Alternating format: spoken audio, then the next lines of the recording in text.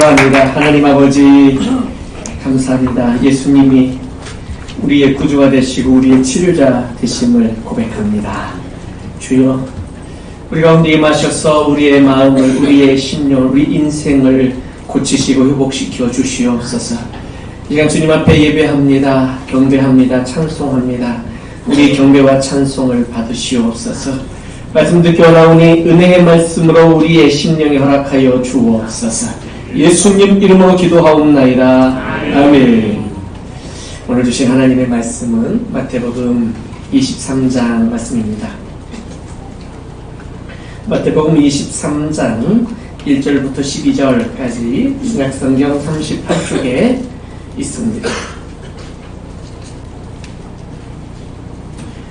마태복음 23장 1절부터 12절까지 한 목소리로 합독합니다. 시작!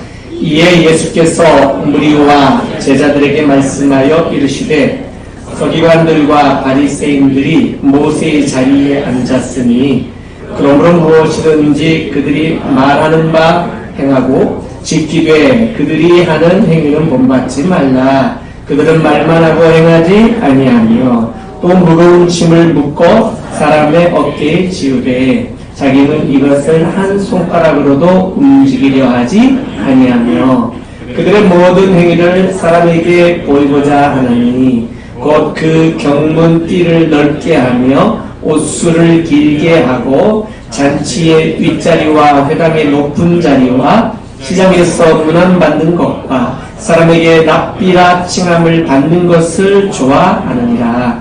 그러나 너희는 납비라 칭함을 받지 말라. 너희 선생은 하나요 너희는 다 형제니라. 땅에 있는 자를 아버지라 하지 말라. 너희의 아버지는 한 분이시니 곧 하늘에 계신 이시니라. 또한 지도자라 칭함을 받지 말라. 너희의 지도자는 한 분이시니 곧 그리스도시니라. 너희 중에 큰 자는 너희를 섬기는 자가 되어야 하리라. 누구든지 자기를 높이는 자는 낮아지고 누구든지 자기를 낮추는 자는 높아지리라. 아멘. 할렐루야. 아멘. 오늘도 이렇게 거룩한 주 하나님 앞에 예배하러 오신 여러분 주 이름으로 축복합니다. 아멘. 오늘 말씀 겸손, 섬김에 관한 말씀을 나누도록 하겠습니다.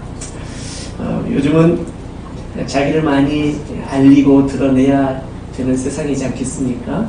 심지어 우리 자녀들 대학 가려고 하고 또는 취직하려고만 해도 정말 중요한 서류가 하나 있는데 그것은 바로 자기소개서입니다. 나는 이런 사람입니다 라고 나를 소개하는 거지.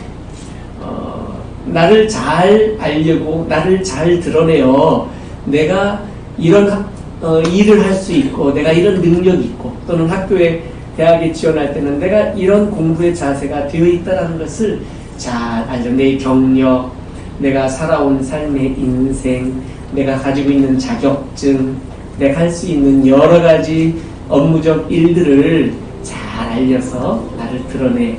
그래서 대학도 합격하고 직장인도 합격하고 뭐 이런 것들이 굉장히 중요한 시대가 되어졌습니다. 그래서 그런지 나를 드러내고 나를 알리는 일들은 그렇게 크게 흠이 되거나 또는 어색한 일도 아니어 보입니다. 그런데 우리 인생을 살면서 성경에서 예수님이 가르치는 말씀들은 조금 다르게 가르치고 있는 것들을 봅니다. 왜 다르게 가르치느냐? 자기를 알리고 드러내는 건 좋은데 너무 지나치게 드러내기 때문에 교만해지고 또 비교하여 어떤 그런 다른 사람과 나를 어떤 그 가치를 점수를 매기게 되어 내가 더 어떤 우월한 마음을 갖거나 또는 상대적으로 열등한 마음을 갖거나 이런 어려운 일들이 발생하게 되더라는 것입니다. 오늘 말씀을 보게 되면 오늘 특별히 8절 말씀 보면 우리는 다 그리스도 안에서 한 형제다 라고 말씀합니다. 그리고 하나님은 우리 아버지시다 라고 오늘 본문 말씀해 줍니다. 사랑하는 성도 여러분, 하나님이 우리의 아버지 되신 줄로 믿습니다. 아멘. 한번 하나님 한번 불러봅시다. 하나님 아버지. 예, 아버지. 어떻습니까? 이 아버지라는 말을 들으면 굉장히 마음이 아주 든든하십니까? 예, 그렇죠. 든든하죠. 예, 그런데 저처럼 아버지에 대한 기억이 별로 안 좋은 사람들은 아버지 하면 이 마음이 조금 무거워지는 것도 사실 조금 있습니다. 아버지. 그러나 하나님을 아버지라고 부르고 그 아버지 되신 하나님의 은혜를 잊기 시작하면서 하나님의 사랑을 받고 하나님 그 사랑의 품에 안기어 내 삶의 참된 쉼과 또 내 삶의 참된 기쁨과 행복을 만족을 맛보고 나니까 아하 하나님 아버지의 품이 이렇게 따뜻한 것이구나. 왜냐하면 그분은 사랑이시기 때문에 그렇습니다. 할렐루야. 하나님을 아버지로 모시고 오늘 말씀에 있는 것처럼 우리가 다 하나님의 자녀들로서 우리는 다 한 형제인 줄로 믿습니다. 할렐루야. 우리 옆 사람이 인사 한번 합시다. 불러봅시다. 형제님, 자매님. 아, 네, 형제, 자매입니다. 뿌듯하십니까? 여러분 형제 하면 어떤 생각이 납니까? 형제를 원수로 두는 분도 가끔 있어요.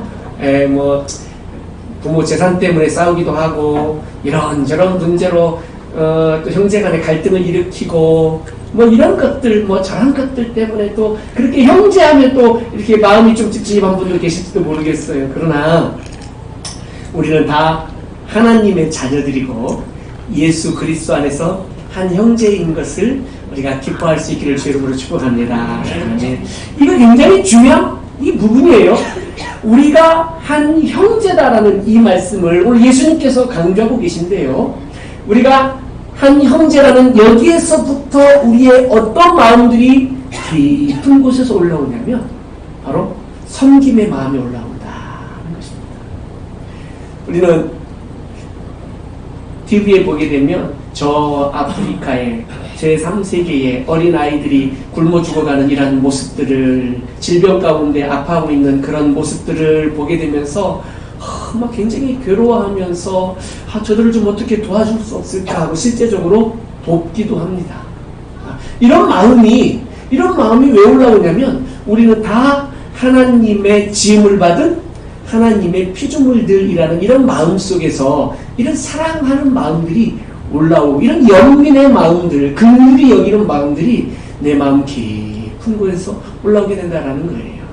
자, 잘 알지 못하는 사람, 난 한 번도 본 적도 없는 그런 아이들, 한 번도 가본 적도 없는 나라 사람들도 하나님께서 우리 마음에 그를 긍휼히 여기는 마음을 주시고 하나님께서 그들을 향한 사랑의 마음도 우리에게 주시는데 하나님께서 우리에게 친형제 자매된 우리의 가족들과 또 예수님 안에서 하나님을 함께 아버지라고 부르며 그리스도 안에서 한 형제된 우리 사랑하는 성도들을 향한 이 사랑이 우리에게 큰 감격과 감동을 주는데 이것이 어떻게 나타나냐면 섬김으로 나타난다는 것입니다.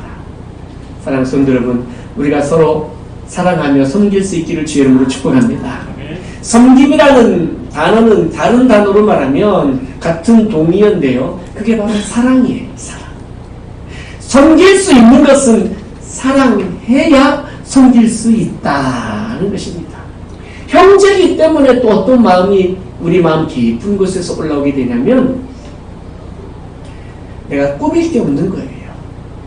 내가 뭔가 나를 치장해서 새로운 것을 내 형제에게 보여줘야 되겠다. 이런 사람 있나요? 밤늦게 형제가 우리 집에 방문한다고 전화가 왔어요? 그러면 그때부터 막 화장을 해서 풀 메이크업 하는 사람 있어요? 내가 내 형제에게, 내 자매에게 맨 얼굴 민낯을 보이면 안 되겠다면서 막 화장하고 갑자기 반바지 파자마바람 잠옷 입고 있다가 형제가 집에 온다니까 갑자기 정장으로 갈아입고 넥타이 메고 딱 앉아있는 분이 있을까요?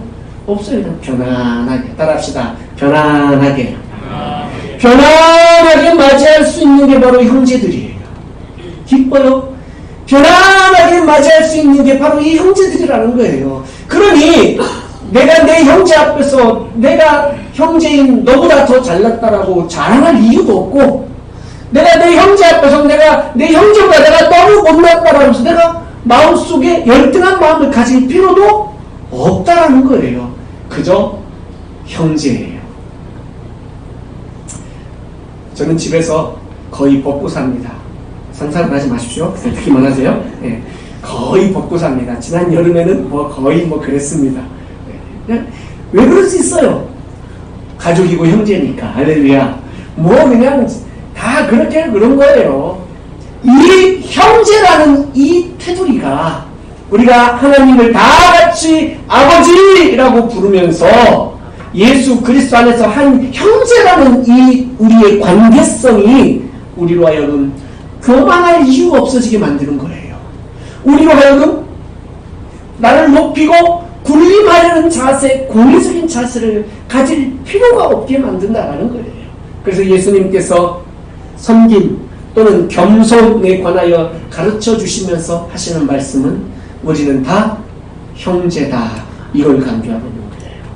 형제의식이 무너지니 자꾸 내가 가면을 써서 새로운 나를 보여주려고 애쓰는 거예요.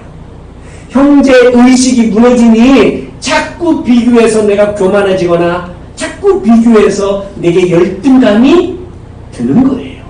사랑하는 성도 여러분, 우리는 다 형제인 줄로 믿습니다. 옆 사람 다시 불러보십시다. 형제님.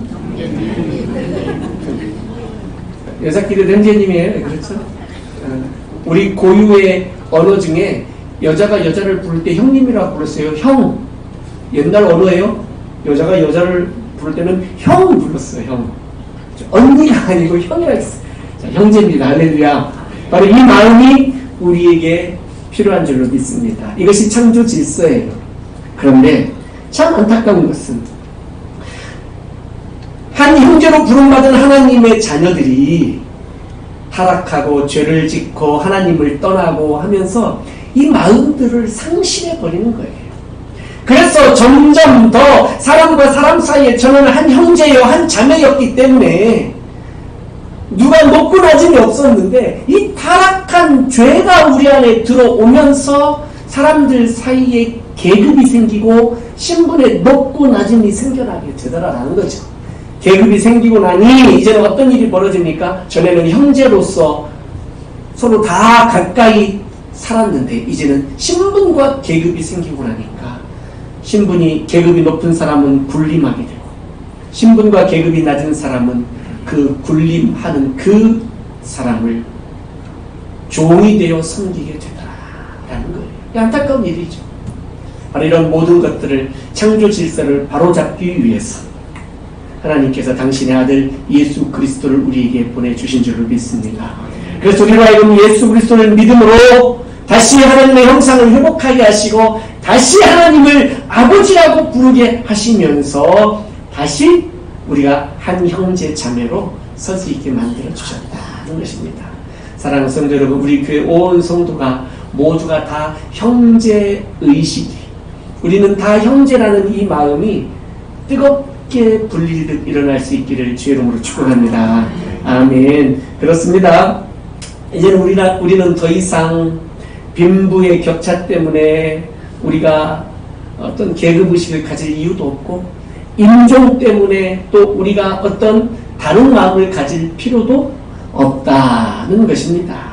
사랑하는 성도 여러분, 우리나라도 이제 다문화 사회가 되었어요. 그렇죠? 심심치 않게 다른 색깔의 피부를 가진 사람들, 또 조금은 다르게 생긴 아이들, 가족들, 이렇게 여러 사람들이 이제는 한 나라, 한 형제 자매로서 살아가는 이런 나라가 되었어요.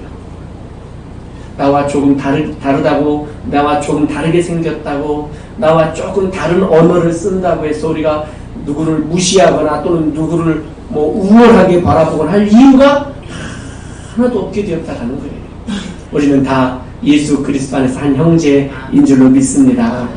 아멘. 이 전형전 초대교회 당시에 유대인들 사이에 서기관과 바리새인들을 향한 예수님의 독서를 우리가 오늘 본문을 통해서 볼 수가 있습니다. 우리가 말씀을 보고 있는 마태복음의 계속 이 말씀들은 예수님께서 마지막 한 주간을, 십자가를 지시기 위한 마지막 한 주간을 보내시면서 하셨던 말씀들이에요.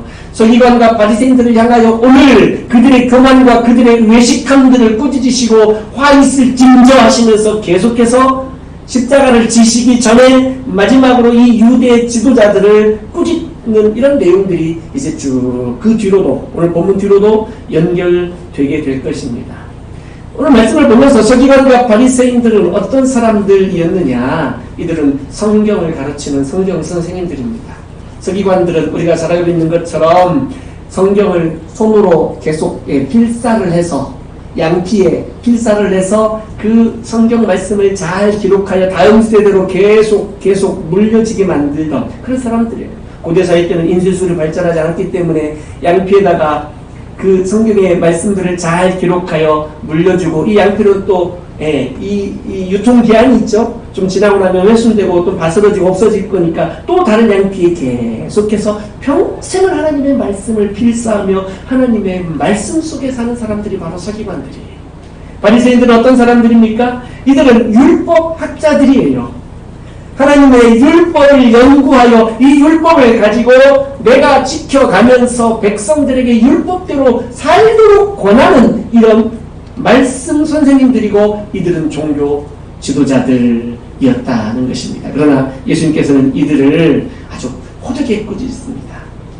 이전년들 유대 회당에는 의자가 있었어요. 의자. 그 의자의 이름은 모세의 의자였어요. 모세의 의자. 모세는 율법을 대변하는 대표적인 인물 아니겠습니까? 그 자리에, 모세의 자리에 앉아서, 이 자리에 앉은 사람은 말씀의 권위, 영적 권위를 갖는 거예요. 그 모세의 자리에 앉아서 율법을, 하나님의 말씀을 강론하는 사람이 얼마나 권위적이겠습니까? 그 사람의 입에서 나오는 모든 말들은 회당에서 들을 때에 다 하나님의 말씀으로 듣게 된 것들이죠. 그래서 이 율법을 강론합니다. 이렇게 해야 된다, 이렇게 하면 안 된다라는 것들을 계속해서 가르칩니다. 그런데 이 율법들이 하나님을 만나고 하나님을 경험하고 하나님과 인격적으로 교제하도록 도와주는 하나님의 말씀이요 율법이어야만 하는데, 오히려 이렇게 하면 죄고 저렇게 안 하면 죄고, 자꾸 사람들로 하여금 어떤 올가매고 무거운 짐을 어깨에 짊어져서 지고 가기 힘든 어떤 그런 율법의 짐들을 어깨에 잔뜩 지워주는 이런 역할들을 했는데, 문제는 오늘 예수님도 말씀하신 것처럼 사람들에게는 감당할 수 없는 무거운 짐들을 짊어지게 만들고, 자기 자신은 그 말씀대로 지키지도 않고 행하지도 않고 손 하나 까딱거리지도 않으려고 했던 사람들이었다는 것입니다. 그러면서도 사람들에게 존경받기를 원합니다. 랍비, 선생님이라는 호칭 듣기를 즐겨하고, 높은 자리에 상석에 앉는 것을 좋아하고, 시장통에 사람이 많은 곳에서 다른 백성들에게 인사받는 것을 좋아하고, 인사받는 걸 좋아하고. 참 상상하기 힘듭니다. 저도 가끔 저희 교회 옆에 있는 큰 마트나 뭐 이런 데 가면은 가끔 성도들을 만나요. 거의 저는 반바지 차림이거나 슬립바 차림입니다. 목사님 안녕하세요 인사하면은 막 부끄러워요. 동네에서는 아는 척 안 하는 걸로 앞으로. 특히 마트에서는 안녕하세요 인사하고 반갑다고 이렇게 합니다. 자, 이 인사하는 것들이 뭐 서로 좋죠. 그런데 이 바리새인들은 아예 인사 받으러 시장에 나가는 거예요. 인사 받으러. 한 바퀴 순회합니다. 얼마나 세상에, 제가 살던 그 시골, 조그마한 중소도시, 지금은 시내가 꽤 커졌습니다만, 제가 살 때는 이 시내가 이렇게 조그맣게 한정돼 있었어요. 한정돼 있었어요. 뭐 인구 한 20-30만 명 되는데, 신구가 이렇게 한정돼 있어서 시내가. 그래서 그곳에 가면 아는 사람들을 만나는 거예요. 제가 다니던 교회가 바로 그 시내 한복판에 있었어요. 그러니 교회에서 교회 문 앞에 나가서 한 바퀴 휙 돌면 시내 한복판이에요. 그곳에서 제가 주일날이라 거짓말을 많이 안 보태고 조금만 보태면 5걸음 걸어가다 아는 사람 만나. 5걸음 걸어가다 아는 사람. 그러니까 너 병주 봤어? 뭐 우리 있던데? 뭐 이런 식이에요. 친구 누구 찾으면 다 있어요. 그러니까 서로 인사하고 하는 것들이 굉장히 자연스럽고 좋았어요. 그런데 이 바리새인들은 시내에 나가서 인사 받으려고 나가서 인사 받고 내가 그래서 내 마음의 만족감을 찾으려고 하는 이런 사람들이었다라는 거예요. 종교적으로도 더 거룩해 보이고 경건해 보이려고 애를 썼어요. 하나님의 율법 조문을 적어놓은 그 경문을 머리에 차기도 하고 상자에 넣어서 머리 이마에 차기도 하고 손에 두르기도 하고 하는데 이것을 더 크고 넓게 옷술도 더 넓게 더 크게, 그래서 내가 지도자다, 선생님이다, 이것을 드러내는 이런 것들을 좋아했다라는 겁니다. 예수님 이것을 아주 강력하게 꼬집습니다. 왜 이러느냐? 사람에게 보이려고 했다. 한번 합시다. 사람에게 보이려고. 우리가 하는 모든 행위들 중에 사람에게 보이려고 한다고 한다면 그것은 바로 외식이요 교만이다 하는 것입니다. 바리새인과 서기관들이 하고 있는 모든 것들은 거의가 다 종교적인 것들이었습니다. 종교적인 것들조차도 사람에게 보이려고. 예수님이 꾸짖은 말씀 중에 바리새인들은 어떻게 했느냐면 하나님의 말씀을 순종하여 가난한 자들을 구제하는 일들을 합니다. 그 구제가 얼마나 소중한 일입니까? 그러나 그 가난한 자를 구제할 때도 사람에게 보이려고 구제하는 게 있다는 거예요. 종을 시켜서 그것도 시장의 사거리, 사람이 사방에서 다 보이는 그 사거리 코너에서 종을 시켜 나팔을 먼저 불게 합니다. 빵빠라를 불게 합니다. 시장에 그 많은 사람들이 무슨 일 있나라고 쳐다볼 거 아니겠어요? 그때 사람이 다 쳐다볼 때 가난한 자에게 동전을 주면서 구제를 하는 거예요. 이야, 뭐 그러면 저 랍비, 저 바리새인, 저분이 저렇게 구제하는구나라는 것을 사람에게 보이려고. 예수님께서도 그래서 우리에게 기도에 대한 가르침을 주실 때도, 기도할 때, 특별히 금식할 때에도 머리 기름을 바르고 옷을 단정 입고, 그렇죠? 남이 봐서 저 사람 금식하는 중이 아니구나라는, 이렇게 알죠. 사람에게 보이려고 하지 마라는 거예요. 보이려고 하지 마라. 내가 기도 중에 있고 내가 금식 중에 있다는 걸 보이려고 면도도 안 하고 수염도 막 더부룩하게, 머리도 안 감고 막 머리도 막 복잡하게, 그래서 내가 지금 금식 중에 있다는 이 경건함도 보이려고 하는 것은 안 된다는 거예요. 사람에게 보이려고 하지 마라. 차라리 다른 사람에게 보여지지 않는 골방에 가서 기도해라. 그러면 누가 보셔요? 은밀한 중에 하나님 아버지께서 보신다. 한번 따라합시다. 은밀히 하나님이 보신다. 바로 이거예요. 사람들에게 보이려고 하는 사람들은 어떤 마음을 가지고 있느냐면 인정의 욕구가 있어요. 사람들로부터 인정받고 싶은 거예요. 인정받고 싶은 거예요. 사람들이 나를 칭찬해 주기를 원하는 거예요. 사람들이 나를 높여주기를 원하는 거예요. 그러니 사람에게 보이려고 하는 거죠. 종교적인 그 어떤 것이라 할지라도 사람에게 보이려고 하고 사람에게 인정받으려고 하고 사람에게 칭찬을 받으려고 한다면 외식이에요. 외식이에요. 예수님도 말씀하셨어요. 서기관과 바리새인들이 하는 말은 듣고 지켜야 된다는 거예요. 왜? 그들이 하나님의 말씀을 전하고 있기 때문에. 그러나 그들의 행위는 본받지 마라라는 거죠. 이 얼마나 안타까운 일입니까? 하나님의 말씀을 전하는 자의 말씀은 듣고 행하되 그 전하는 자의 행위는 본받지 마라라는 것이죠. 스승은 가르치는 자를 말합니다. 가르침의 목적이 어디 있을까요? 가르치는 스승님이 자기 지식, 전문적인 지식을 자랑하려고 가르치려고 할까요? 가르침의 목적은 이 지식이 제자들에게 잘 전수되어서 이 지식대로, 특별히 그 지식이 하나님의 말씀에 관한 것이라면 이 말씀대로 살고, 그래서 성장하고, 그래서 성숙해지고, 그래서 아름답게 하나님이 쓰실 만한 그릇들로 교화시키기 위하여 가르치는 것이라고 저는 믿습니다. 제자훈련이요? 교회 안에서 하는 제자훈련도 그 제자훈련은 그 하나가 단순한 지식으로 우리에게 받아들이기 위해서 제자훈련하는 것도 아니고요. 수료증 하나 받으려고 제자훈련하는 것이 아니라 이 말씀대로 살고 변화되고 성장 성숙하게 하기 위해서 제자훈련하는 줄로 믿습니다. 사랑하는 성도 여러분, 스승님은 가르치는 자요. 그 가르침의 목적은 제자의 성장과 변화에 있다고 한다면 그 스승의 덕목은 무엇이어야 되느냐라는 거예요. 제자는 스승을 보고 그대로 배울 수밖에 없다는 것입니다. 스승님의 제자들을 가르칠 때의 덕목은 뭐냐면 바로 오늘 주시는 말씀처럼 겸손과 섬김이다라는 거예요.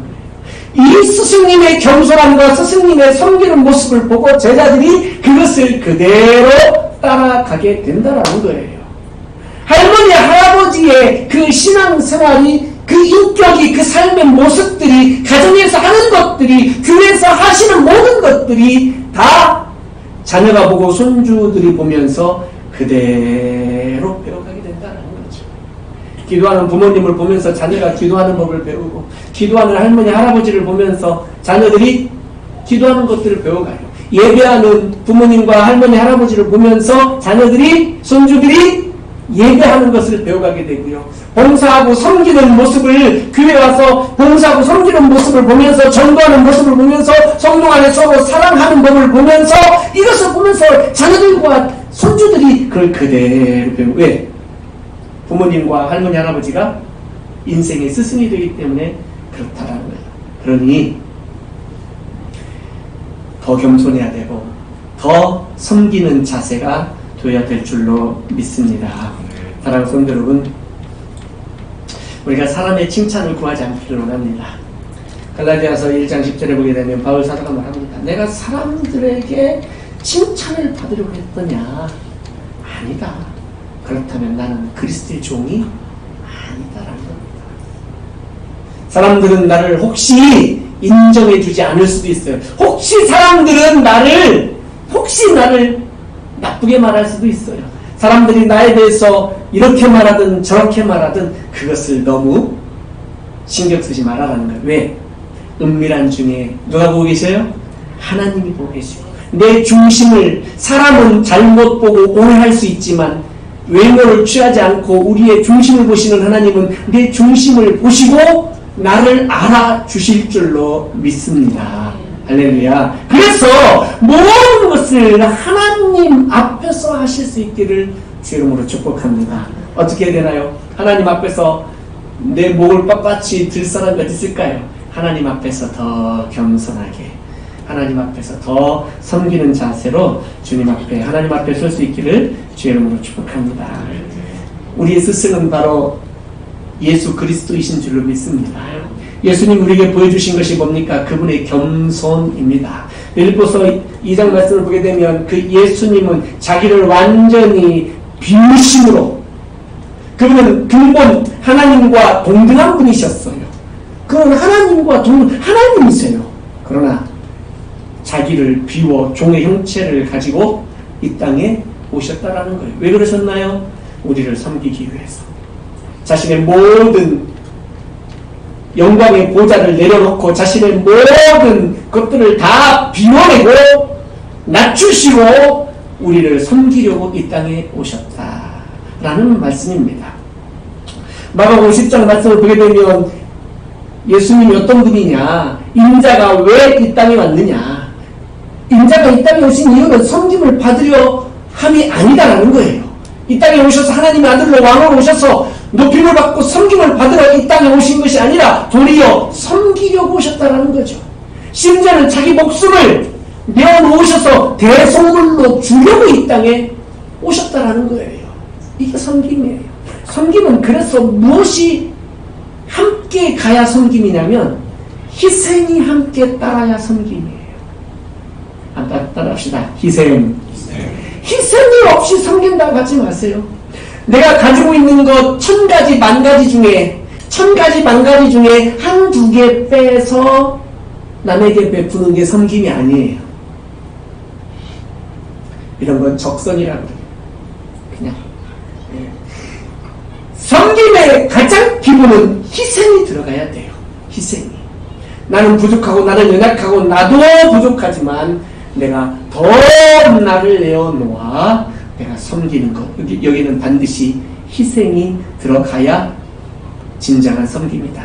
그렇기 때문에 섬김은 사랑하지 않으면 할 수가 없다는 거죠. 사랑하기 때문에 섬기고, 사랑하니까 그를 위하여 희생할 수 있고, 사랑하기 때문에 나를 내려놓을 수 있고, 사랑하기 때문에 나를 비워낼 수가 있다는 것이에요.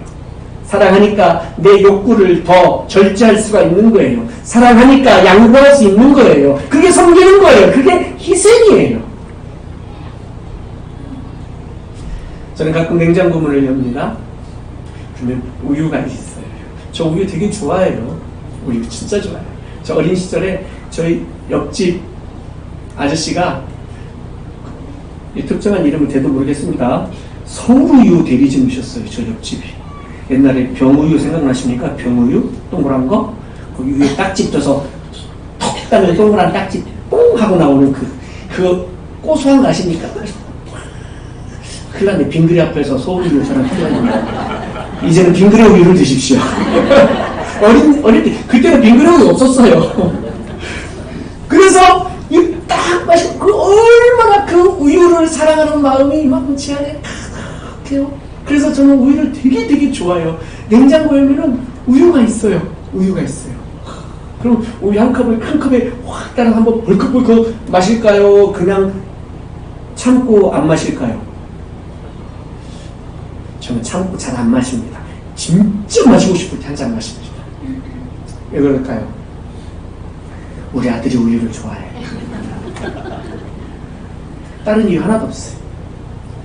우리 아들이 이유를 좋아해. 제가 이런 소극적인 방법으로 아들을 사랑해요. 우리 아들이 우유를 좋아해.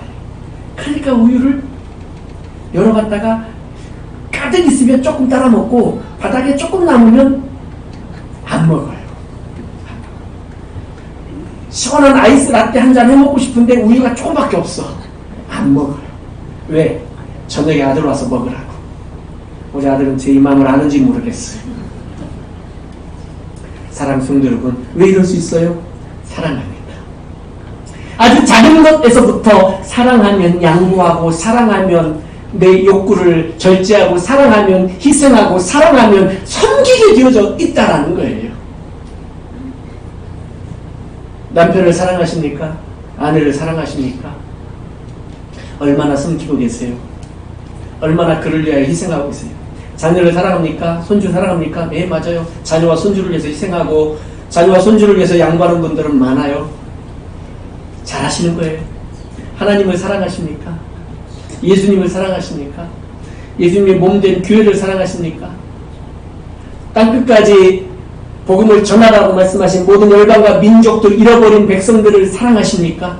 그렇다면 섬겨야 되고, 그 섬김을 위해서 희생을 해야만 온전한 순종이 될 수 있는 줄로 믿습니다.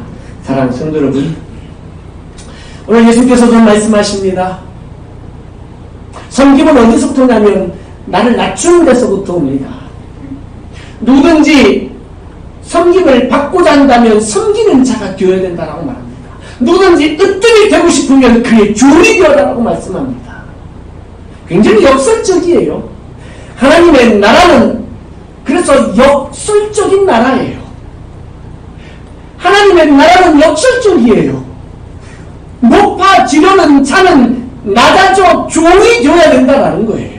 높아질 목적으로 잠시 종이 되어야 되겠다 이런 거 말고요. 국회의원 되려고 저 사거리에서 아침에 며칠 인사하고 국회의원 되면 흔적도 없이 사라지고 나쁜 짓 하는 이런 사람들 말고, 높아지려고 잠시 낮아지려고 하는 자들 말고, 정말 나를 낮추고 나를 더 비워내고 내 모든 것을 다 버려내고 나를 부인해낼 때에 하나님께서 우리를 높여 주실 줄로 믿습니다. 예수님께서 희생하시면서 이 땅에 오셔서 우리를 섬기시고 십자가를 지시면서 자기 목숨을, 생명을 내어주시면서 우리의 대속물로 자기 자신을 주시면서 우리를 섬겨주셨어요. 그리고 자기 자신을 드러내지도 않으셨어요. 겸손하게 겸손하게 그렇게 우리를 섬겨주셨어요. 섬김은 겸손함이 없으면 섬길 수가 없다는 것입니다. 사랑하는 성도 여러분, 우리가 더 겸손하고 섬길 수 있기를 주의 이름으로 축복합니다. 예수님이 우리에게 보여주신 이 섬김의 이 본, 이것을 우리가 보고 따라가야 될 줄로 믿습니다. 우리는 주님의 제자들입니다. 제자는 스승을 보고 스승을 따라가는 것이 바로 제자의 길입니다. 예수님은 섬기면서 희생하면서 우리를 사랑하면서 우리에게 섬김의 본과 겸손의 본을 다 보여주셨고 그것을 배운 제자들인데 제자는 거꾸로 섬김과 겸손과 희생을 배웠음에도 불구하고 사랑을 배웠음에도 불구하고 오히려 제자의 증을 자격과 신분을 취득한 다음에는 더 교만해지고 더 군림하려 하고 더 나를 높이려고 한다면 잘못 배운 거죠. 잘못 배운 거죠. 우리가 더 겸손하게 주님 앞에 설 수 있기를 주 이름으로 축복합니다. 그래서 우리 예수님처럼 우리가 영광을 구하지 않기를 원합니다. 영광을 구하지 말고 또 뭔가 내가 군림하고 지배해야 되겠다 이런 마음들도 우리가 좀 내려놓을 수 있기를 바랍니다. 내 손에 움켜쥐어야 되겠다 이런 마음들도 좀 내려놓을 수 있기를 원합니다. 사람들의 인정, 사람들의 칭찬을 너무 깊이 따라가지 마시기를 주 이름으로 부탁을 드립니다. 영광을 취하기 전에 오히려 내가 먼저 고난을 선택할 수 있기를 주 이름으로 축복합니다. 다른 형제들을 위해서 하나님을 아버지라고 부르는 다른 형제들을 위해서 그리고 사랑하는 가족들을 위해서 내가 희생하고 내가 나를 낮추고 내가 더 한 걸음 한 발짝 손 한 번 더 움직여서 그렇게 섬길 때에 아름다운 가정, 건강한 가정, 아름다운 교회, 행복한 교회, 아름다운 하나님의 나라가 회복될 줄로 믿습니다. 오늘 우리 이렇게 양태선 선교사님 함께 예배할 수 있게 되어서 얼마나 감사한지 모릅니다. 그러나 갑작스러운 어머니 권사님의 그 소천 앞에 얼마나 가슴 놀랐을까요? 선교사님들은 다 불자들이에요. 육신의 부모님에게 불효자들. 대부분의 선교사님들은 부모님이 돌아가셨다라는 소식을 듣고 어렵게 귀국해요. 그리고 어떤 선교사님들은 귀국하지도 못하고 장례를 와서 단 하루도 못 지키는 선교사님들도 꽤 많아요. 제가 알고 있는 영국의 어느 여자 선교사님 평생 혼자 사시면서 연세가 이제 60대가 되셨는데 그분들의 자매들 형제들이 다 선교사님들이에요. 다 세계 각지에 흩어져 있어요.